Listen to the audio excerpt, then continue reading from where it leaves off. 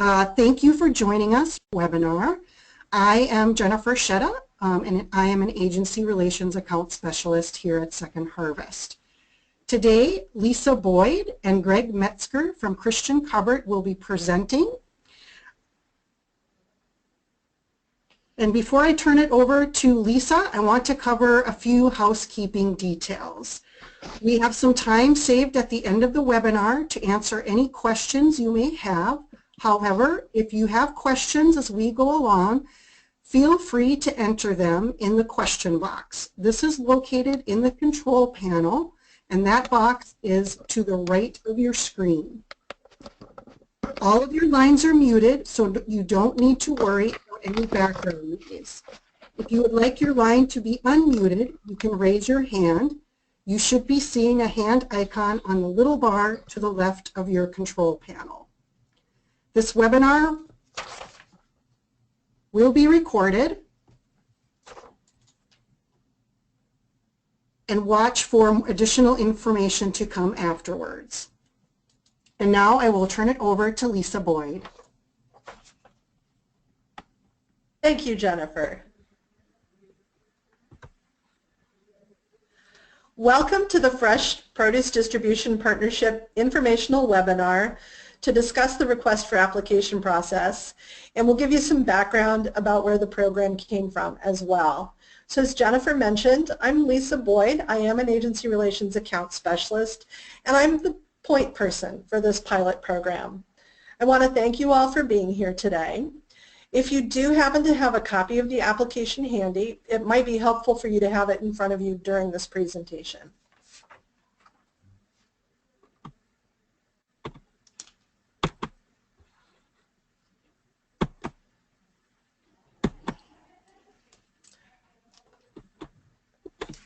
All right, we're just hang on a moment. Having some technical difficulties with the slide. There we go. So the presenters today, it will be mostly me, Lisa Boyd, Second Harvest Agency Relations. Jennifer Shetta, who is our host this afternoon, is also in Agency Relations. We also have Jess Swanson in Volunteer Services. Say hello, Jess. Hi. And then is Greg with us yet today?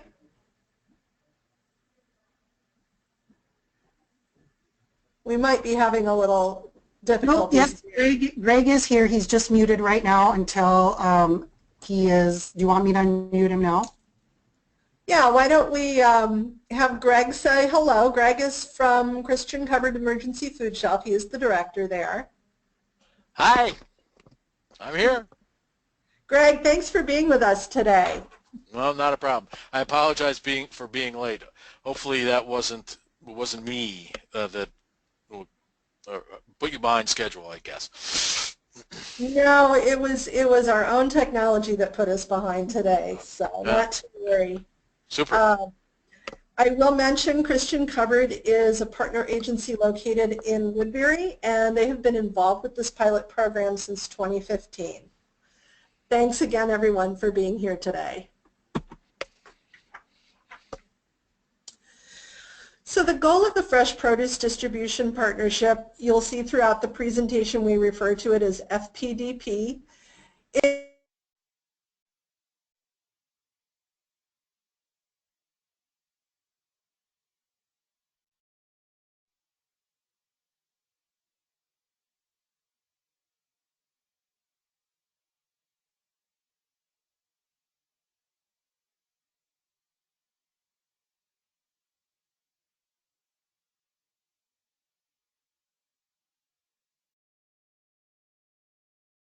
Desire and need on the part of to access fresh produce from programs in our network.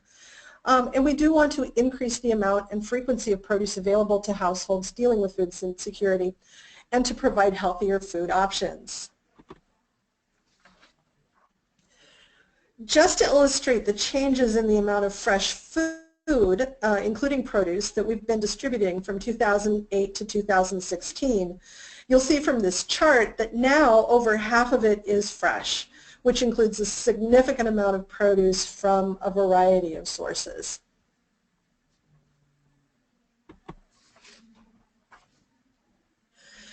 The produce that we distribute throughout our network comes from retail store donors, agricultural surplus from farmers, from distributors, and a small amount from government and other sources. As you can see, ag surplus is a huge chunk of the produce we're receiving, and about half of that is part of what is called Share Fresh Minnesota. That is produce that comes from Minnesota farmers and is distributed to partners located in Minnesota.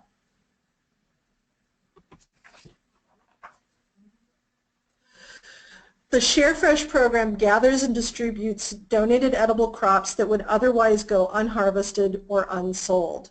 More than 9.8 million pounds of produce, representing 24 different crops, were collected in 2015. Farm to Food Shelf is a $2 million appropriation from the Minnesota legislature that we had from 2014 to 2016. It helps to encourage farmers to donate by offsetting costs of harvest and packing. So much of the produce that partners received during the past 2 summers was a direct result of Farm to Food Shelf funding. Due to an above-average response of growers, we spent all Farm to Food Shelf funds ahead of schedule last year in 2016. And while we worked with the Minnesota legislature to get an additional $600,000 this past spring, we were not successful, so we did not get that additional funding. Currently, there is a baseline placeholder for this program in the 2018 to 2019 biennium of $1.1 million per year. That will be our ask to the legislature this year, but it's not guaranteed. We are going to continue to work hard to secure ongoing Farm to Food Shelf funding, again to encourage growers to donate the fresh produce, and we're optimistic, but we are definitely going to need your support. Your voice is really important in this effort, and so stay tuned for more information about ways you can support this.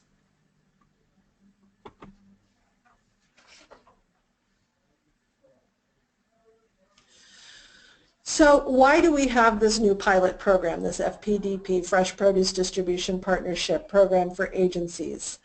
A couple of years ago we did survey a lot of our partners about what trends we saw happening in the future around fresh produce, what kind of adjustments they were going to have to make, what kind of barriers and challenges did partner agencies see. And what we found when we asked for their feedback was partner agencies indicated there were some barriers around offering large amounts of produce. That included volunteer recruitment, management of leftover or excess produce and waste, and the costs. We decided based on this feedback we wanted to offer a pilot project that would explore various ways that we could provide this support. We sought partner agencies to enlist in the pilot and provide feedback in building the program. What we're trying to do here really is to leverage the strength both of partner agencies who are used to doing direct programming, working directly with clients, doing food distribution, and the strengths of Second Harvest, in particular our ability to recruit large pools of volunteers. So the history of this pilot program is that we started with 2 partners at 2 sites in 2014. Together they did 11 distributions, sending back out about 82,000 pounds of fresh produce, almost 69,000 meals. In 2015 we expanded to 5 partners at 6 sites. They did 37 distributions. They distributed over 235,000 pounds of food, which equals roughly nearly 200,000 meals. And in 2016 the group of 5 partners was CAPI, Christian Cupboard, Merritt Community Services, PRISM, and SECA. Still 6 total sites. They did 31 distributions over the season. They distributed more pounds, 238,000 pounds, again close to 200,000 meals more than we did in 2015. With each distribution, these agencies served between 100 and 200 families each time, providing between 8,000 and 12,000 additional pounds of fresh, healthy fruits and vegetables to people in their communities. So at this point I'm going to ask Greg, since Christian Cupboard has been in this pilot for 2 years now, just really briefly what would you say were some highlights of your experience? in the pilot? Well, sure. Yeah, no, absolutely. I mean, I think there are a couple of things yeah, from our organization's perspective, and just quickly by way of background, we actually set up a site, a distribution site that was not at our regular food shelf location. It was not that far away, but it was definitely a different community. Super thrilled about the Second Harvest Heartland's volunteer recruitment support. You know, it's always a little bit scary getting one of these things off the ground, and you know, you need bodies to make it happen, you know, volunteer bodies, and that worked out really, really well. We were also quite thrilled with the quality of the product that we received. It has, I know I don't remember the percent, but you know, there's an expectation of waste, and you know, I only think there was maybe one instance in the last 2 years with over whatever 12 distributions that we got one thing that was a little bit more than of product that was a bit not as nice, I guess, for lack of a better word, than we have. So so that was great, and it's been a great program for us to introduce ourselves to other partners in the community. We're actually at a new church location, so a better relationship there, as well as introduce our overall food shelf services to others potentially in need in the community. You know, as was mentioned, we're in Woodbury, but we serve the communities of Oakdale, Maplewood, Woodbury, and Landfall, and so the chance to be in another place with something that's attractive to people, right? When you're on near a major road and there are 10 pallets worth of produce and all these people stop and check us out. So that was also a great opportunity to spread the word a little bit about who we are and what we're doing, and hopefully if people have need, they learn more about us. So it's been great. That's great, Greg. Thank you very much. All right, so for 2017, we're hoping to expand the number of partner agencies engaged in this pilot. We're hoping to get up to 5 new agencies, so that would double the number of partners who are doing this. So we're requesting applications this year from partners in the metro area. Eligible counties include Southern Anoka, Northeastern Carver, Northern Dakota, Hennepin, Ramsey, Northern Scott, and the middle to the south part of Washington County. In 2018, we hope to offer the program to a wider metro area and outstate, possibly expanding to our entire service area. We will be continuing to evaluate and improve the program this year in conjunction with all the participating partner agencies.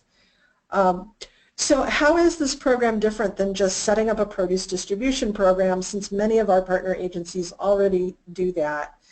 The difference is that Second Harvest will offer additional resources to help remove some of those barriers that might be inhibiting partners from taking this on and starting a new program, and possibly in a brand new location. We will be providing to each partner a grant of up to $1,000. We will be recruiting and providing the volunteers if needed. And this year, something that's new is we will be in a position to help with management of excess leftover produce, including waste or additional produce that couldn't be distributed. In return, partners commit to a deeper engagement than in a more typical partnership program. So partners will commit to 6 distributions minimum between July and October. They'll attend scheduled partnership meetings of this particular cohort, and we'll talk about that more when we go over the timeline. And there's great potential that these programs will be visited by Second Harvest donors and other visitors, other staff and departments within Second Harvest. This has proved to be a very popular program for clients, for volunteers, I hope for partner agencies. And so it also provides a very positive experience. We can show off to our donors and other supporters how these kinds of partnerships work.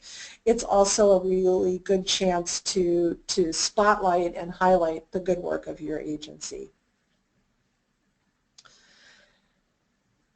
And I will just add another thing that's a little different than some of our produce partners is that partner agencies engaged in this pilot will agree to take up to 10 pallets of produce at each distribution during the peak of the season in August and September. And we'll talk a little bit more about what that produce order looks like towards the end. So again, here is a map of the eligible area in 2017.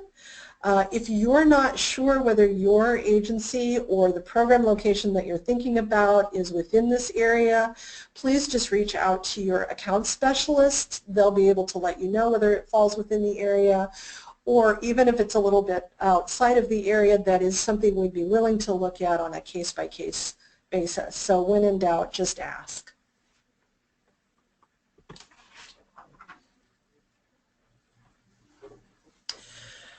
So the evaluation criteria that we will be using when we review the applications that are submitted.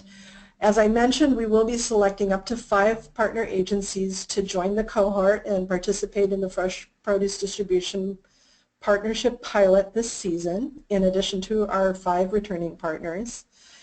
So as you read through the application, note that the main criteria for selection are a desire to begin or increase distribution of fresh produce on a large scale, demonstrated additional need in your community beyond your agency's current service, and I think this really gets at when we talk about filling the gap or meeting the gap, we want to look in particular at areas that may be underserved or kinds of outreach to typically underserved groups. Beyond what your agency has already been doing.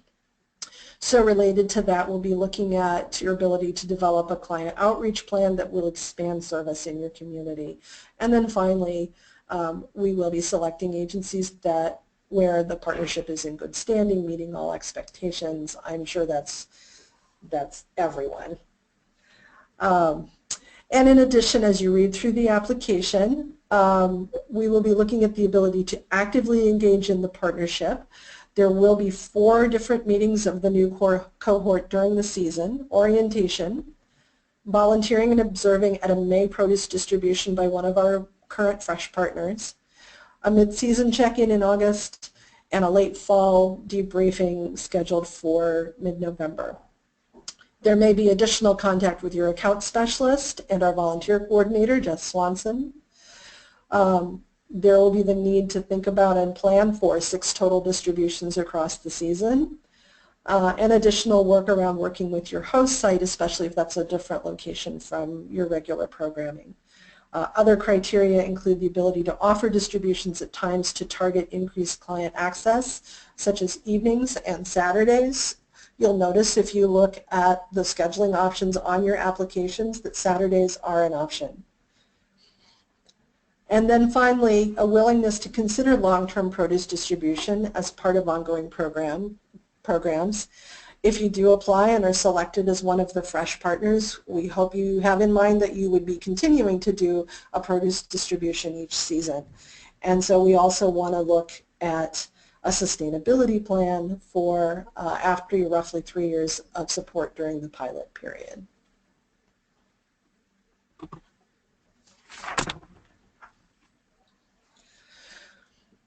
In addition, we want to make sure if you're aware of some program expectations, especially if you haven't done a large-scale produce distribution before, or if your agency does not have a lot of experience working with large groups of volunteers, especially groups that may be different volunteers every time. So some things to keep in mind: this is about setting up a regular schedule for your distributions, setting up the distribution each time and managing the line, ensuring a positive volunteer experience for your volunteer group, maintaining a good relationship with the host site, whether that's yours or a third-party site. You know, some of these elements are going to be unique and different from other produce distribution programs, especially because you may be at a third-party host site.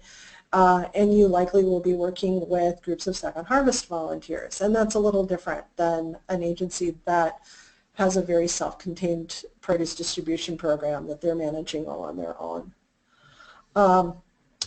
So when we talk about scheduling. It's very helpful if it's a regularly scheduled event, first and third Thursday, second and fourth Saturday, etc.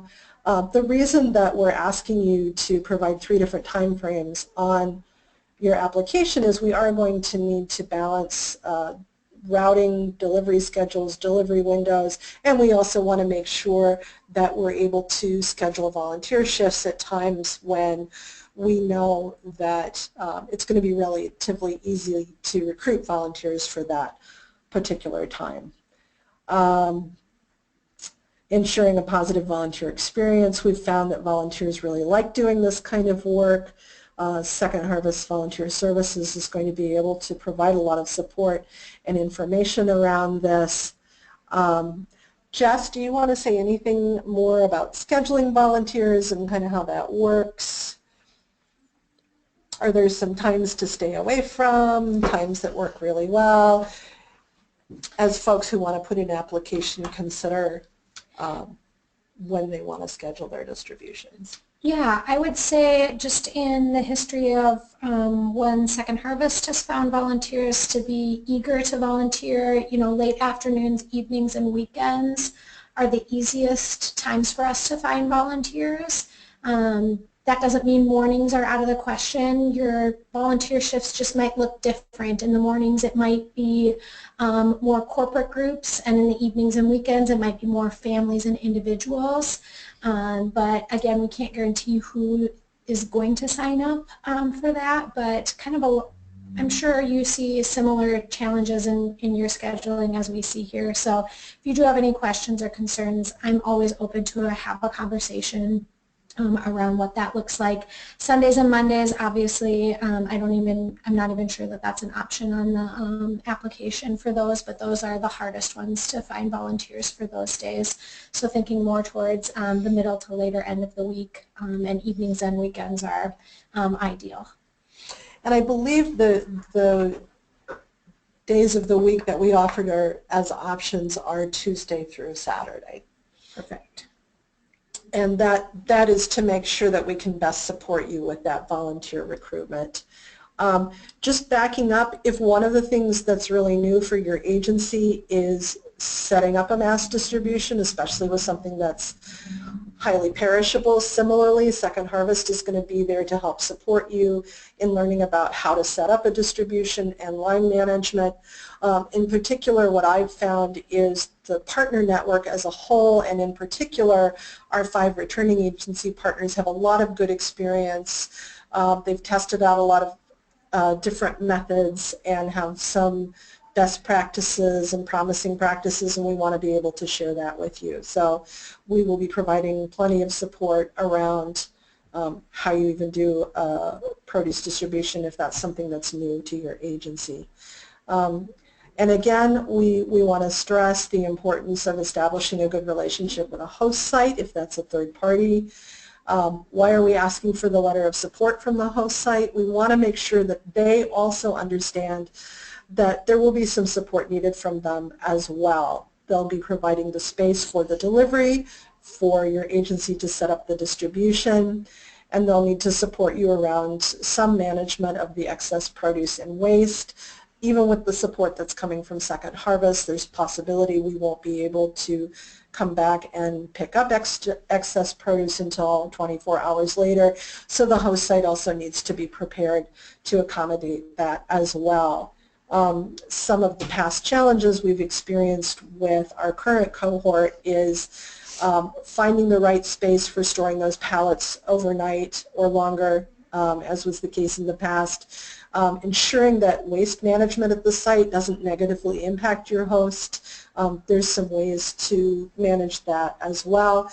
And we just want to make sure that that host has a clear understanding up front, and they demonstrate that through that letter of support. Again, because of the unique nature of this pilot, there is a higher degree of engagement between the partner agency and Second Harvest. We want to make sure we're setting ourselves all up for success, that we are engaging with you in a way that makes this work easier for you, removes barriers and challenges, And each year there's been kind of some new things that we've tried out based on past feedback. Our current group of partners has been really invaluable in this. One of the things we've learned from them, it's very helpful to identify a primary contact for this particular program. That may or may not be the person who normally manages programs, but it really helps to have someone in particular designated. Again, making sure that the host site is a place that's prepared to receive, set up, distribute food, clean up. Sorry, that's something we work with you to do. I misspoke. We are asking that the new cohort as well as the returning cohort attend 3 or 4 meetings across the season. And then as we mentioned earlier, there may be additional visits from other Second Harvest staff, possibly some of our donors. And finally, there are just some of the usual expectations for any partnership program, that you would pay all fees associated with the delivery and the produce beyond what might be covered by the grant, and then to submit regular statistics on how many households, children, adults, seniors, and how many pounds you gave out, just like you would for any other distribution program. I'm going to pause and ask Greg, as you were beginning to engage in this pilot, what would you say were some of the most challenging aspects? As I was beginning or during the midst of executing? At any point. What was challenging? Yeah, I would say one of the things I think that we learned is a couple things. Once you can lock down your dates, right, the earlier you can get out and communicating to people, the better. I think that we met success in terms of volumes of people showing up. Frankly, the second year was much better than the first, although the first year, as we moved through the season, August and late August and September, we had great numbers of people visiting us at that time. So I would encourage folks to do that without a doubt, because I think that the last thing you want to do is end up with 10 pallets of food sitting around. I think those are the key things for us that were important. Again, as I mentioned earlier, we were at a new site, a very different site when we to run this program. I concur. One of the challenges was what to do with the pallets, we ended up finding a solution that worked out well. But again, it was one of those things that didn't quite discover it until halfway through, I suppose, on those kinds of things. So that was important. I know, Lisa, things are a little bit different this go around with dealing with what remains afterwards. So that for us was a key consideration to figure out what to do with the excess, right? Because you're kind of balancing, right? You don't want anybody to show up and not get stuff, but you don't want to leave with a lot left over. So we actually chose a day and time for distribution that would allow us to then, for anything that was undistributed, bring back to the food shelf and then distribute at our regular service hours, that kind of thing. So those were the kind of the key things, I think, for us. I'm trying to think if there's anything else that was keeping me awake at nights. That was probably about it. Well, and I think that really hits some of the key elements of the type of engagement we want to have with new partners, where we're supporting you to manage the distribution, but also supporting you to manage the excess and the waste. One of the big goals is really to try and remove those barriers where we can. And really, this is still a pilot. This is the first year that we're handling this as an application process. So with 5 new partners, we're going to have even more good feedback to help us improve the program yet again in 2018. So Greg, I really appreciate your comments. I think you hit some really key points there. It almost sounds like great success brings some of its own challenges. If you're really successful in setting up your distribution, if you're really successful in your outreach and you get a lot of clients to come, then you have a great big busy distribution with a lot of clients who are coming. But I think that's a happy challenge to have. So if we move on to the specific timeline for this year, the application is out there. Today we're having the informational webinar. I'm anticipating we'll have some good questions. The application is due to your account specialist by March 15th. It's easiest if you can email that or fax that directly to your account specialist. We will be then reviewing those applications for the next 2 weeks or so, and we'll be notifying agencies of who was selected by April 3rd. On April 18th, we will have an orientation session for all 5 new partner agencies. There may be some additional one-on-one meetings with each agency in April and May. Especially, we may want to connect you up with Katie Carlson at our service desk, who helps to manage the produce orders, as well as some conversations with Jess about how our volunteer recruitment works, additional information about best practices around orientation and volunteer management and so forth. Then we are getting very close to a specific date. It will likely be either Thursday, May 18th or Thursday, May 25th, where if you're selected, you will be volunteering with Cappy, one of our founding partners in this pilot up in North Minneapolis. You'll be a volunteer observer, and you'll get to see firsthand how one of these fresh distributions work. And then mid to late July, all the distributions start. In August, we have a midterm check-in to see how things are going. That will be with the full cohort, so it'll be up to all 10 partner agencies. And then distributions will wind down in October, and we'll have a debriefing session again with the entire cohort mid-November to get lots of great feedback, hopefully, from you. We find that there is real value in the peer support, and in fact I think some of the best suggestions for how to improve or solve some of the challenges has come from your fellow agency partners. Greg, do you want to weigh in on that at all? No, I'm back. What am I weighing in on? Yeah, I do think that it's... Yeah. No. It's incredibly valuable because everything's sort of different, and I would say, there's always ideas that come up or suggestions that really are quite helpful, right, as it relates to figuring out how to improve your service, make things go a little bit easier, all of those kinds of things. So the getting together and cross-fertilization of ideas, thoughts, whether it's promoting, whether it's volunteer management, whether it's how you organize the whole thing, I think were very valuable for us. Great. I'm glad to hear that. Thank you. So then just some other things that I wanted to mention based on a lot of that feedback that we've gotten from our current group of partners. Some things to think about in between all of these events is how you as an agency are going to manage your time around the distributions and in between the distributions, and things to think about in terms of time consideration.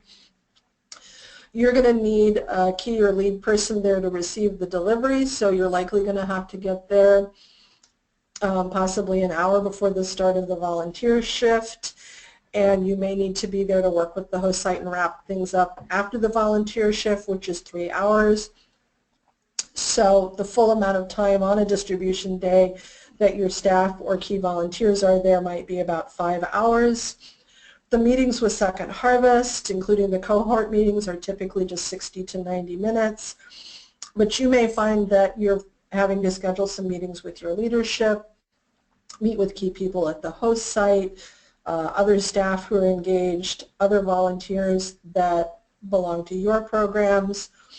In fact, when we asked the current cohort for some feedback about how much time, effort, and expense they put into this pilot, there was an average of about 64 person hours. So that might have involved multiple staff and volunteers, included the distribution time and so forth, but the average was right around 64 hours for the season. Typically, the agency partner had at least 2 key staff involved, with one of them being the main point person for this particular new program, and the other may be playing a backup or more of a leadership role back at the agency. Some other things to consider around staffing and managing this program is, are you able to offer a skilled internship or engage a skilled volunteer, or possibly even apply for an AmeriCorps Vista? I know one year CAPI had their AmeriCorps Vista volunteer be the lead for this program, and they managed all of that. Greg, do you have anything else to add about the time that's involved in this program? I'm sorry. Well, you cut off just as you were asking the question as I was being unmuted. Could you repeat that, Oh, please? I'm sorry. Yeah. The question is, in terms of the time commitment, not only during the time commitment, not only during the day of the distribution, but the meetings, other work back at your agency around the program. Yeah, I mean, I think that's a pretty fair representation of things. You know, we're fortunate. We have a number of really active and engaged tenured volunteers, I guess. So they really helped in a lot of ways back up some of the components of the time and that kind of thing. But it really, you know, the first ones or two don't or take a little bit longer, but you really can get it down to a pretty smooth operation such that the time commitments and frames are well known. All right, thank you. So moving on to produce ordering, since produce really is at the heart of this program, it'll likely be we'll set up a standing order of produce the way we have for other program partners, probably 6 to 8 pallets for the first 1 or 2 distributions, then 10 pallets or totes of seasonal bulk produce, and that will for the most part be the produce coming from the Minnesota farms through the farm to food shelf. And that's per distribution, and we'll ramp up to that during the peak of the season, which is August to September. Based on past experience from current partners, we learned that it is really best to ramp up. So that's why we'll start probably at just 6 to 8 pallets of produce. That might not all be bulk. It'll depend on what kind of donations are coming in, how early you start in July. But by August and September, we will be sending 10 pallets of the bulk farm produce per distribution, and anything else you might want to add, whether that's bakery or bread, an extra pallet of food rescue, we can do that, but at peak the minimum will be 10 pallets of bulk.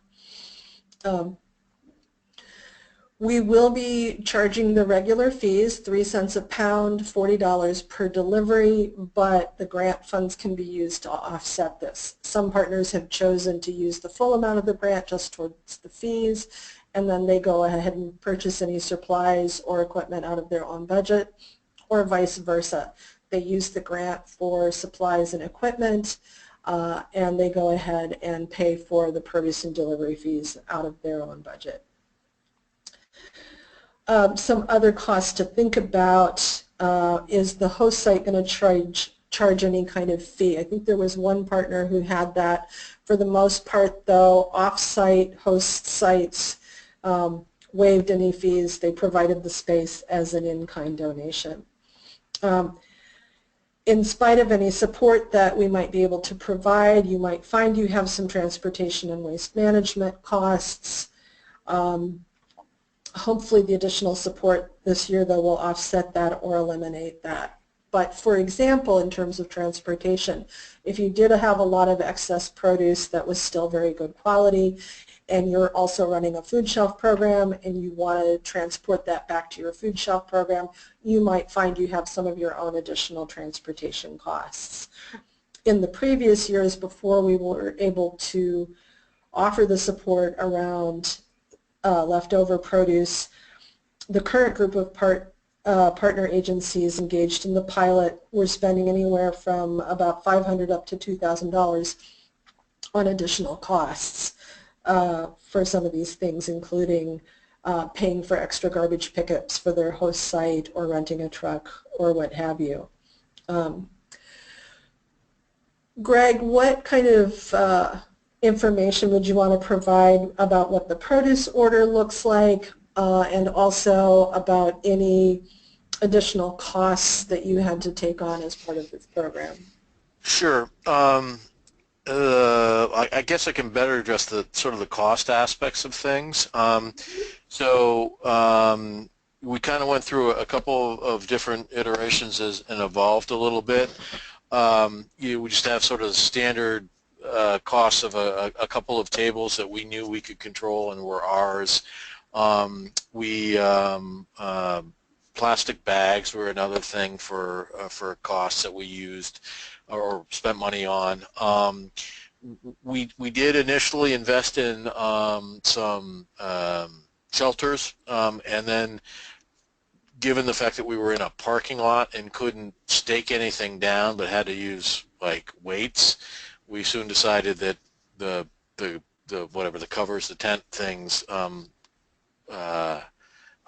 were unnecessary, or if it rained we got wet, I guess is more the point. You know, it sort of depends on the individual situation. We did get, I mean, you encourage people to bring their own bags, but the reality is people don't.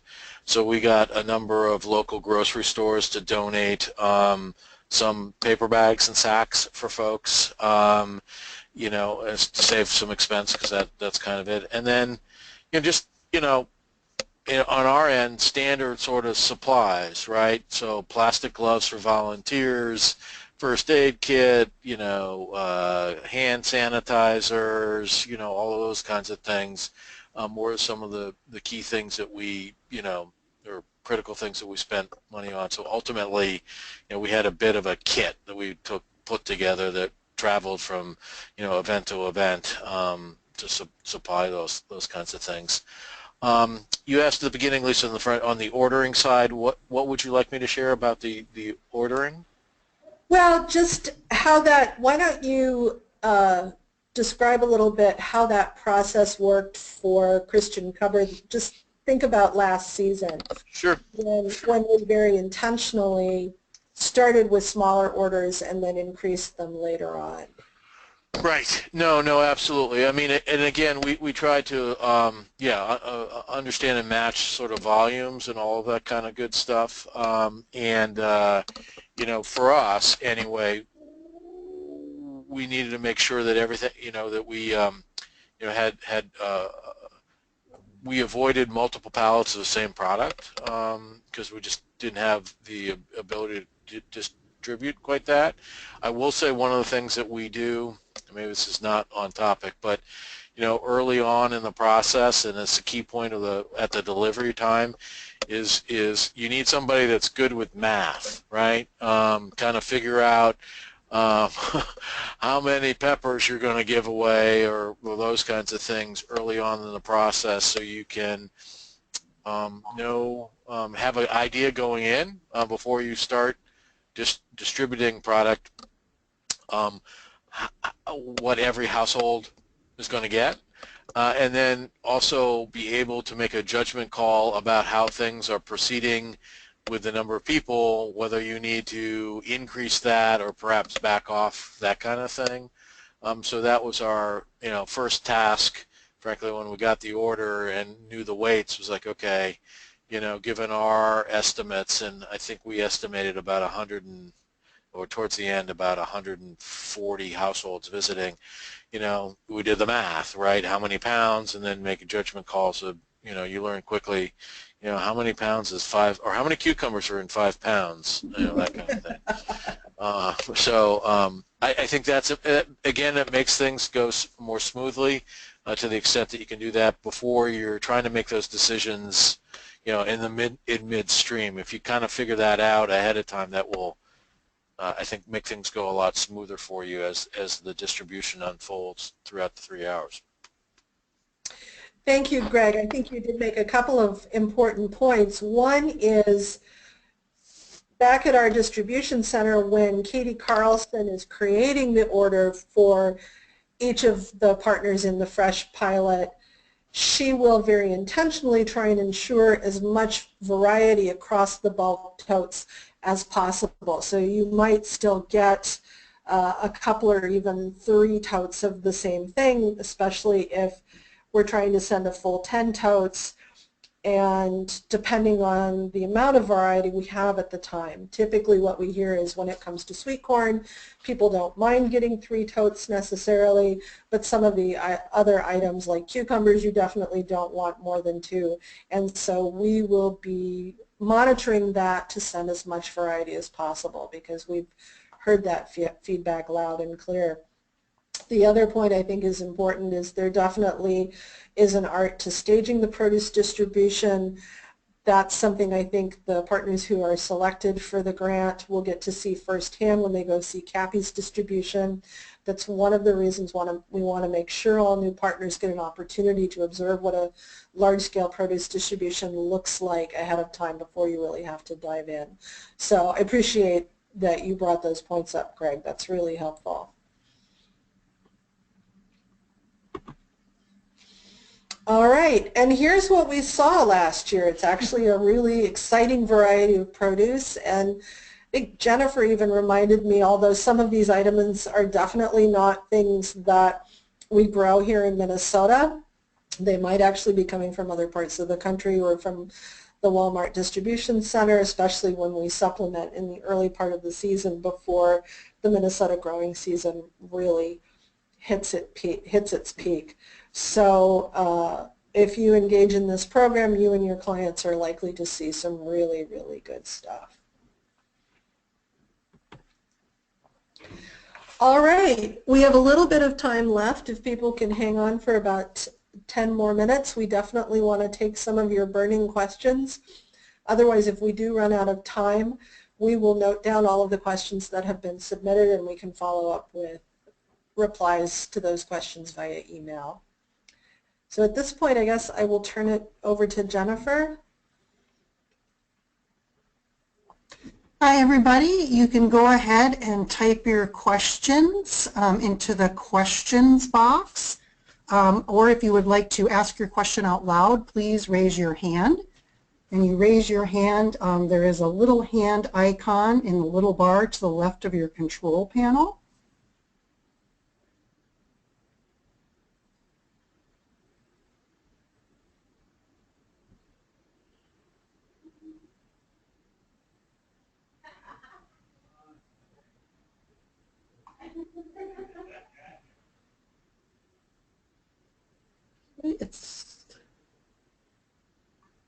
Someone is asking if they missed a section of this webinar, is it possible to watch it again? Yes, we have recorded it, and we will send out the link to all attendees shortly after the webinar, within a couple of days.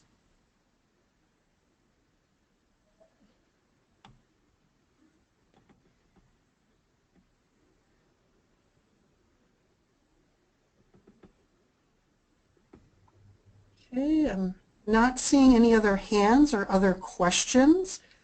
Please feel free to contact your account specialist if any questions do come up, or if you just want to talk through the program and your plans.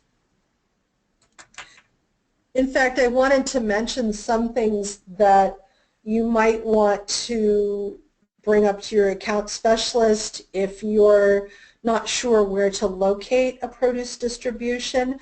We have a new tool that we're testing out called Hunger Genius, and it compiles a wide variety of sources of data, and you can actually map locations where there's greater food insecurity and not a lot of services available, and your account specialist can walk through that tool with you to help you come up with some better information about where to locate a program like this. We can talk through what kind of host sites you might want to reach out to if you're not sure about that.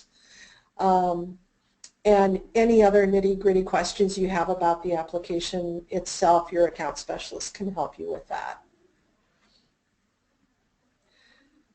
So if there aren't any other questions, I was either really, really clear or really confusing.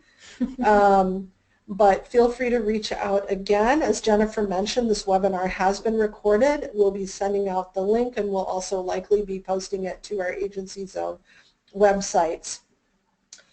I want to thank you all for your time today, and a particular thanks to our panelists, especially Greg Metzger, coming in from Christian Cupboard, Jennifer for hosting, and Jess Swanson, our volunteer coordinator, for being available today.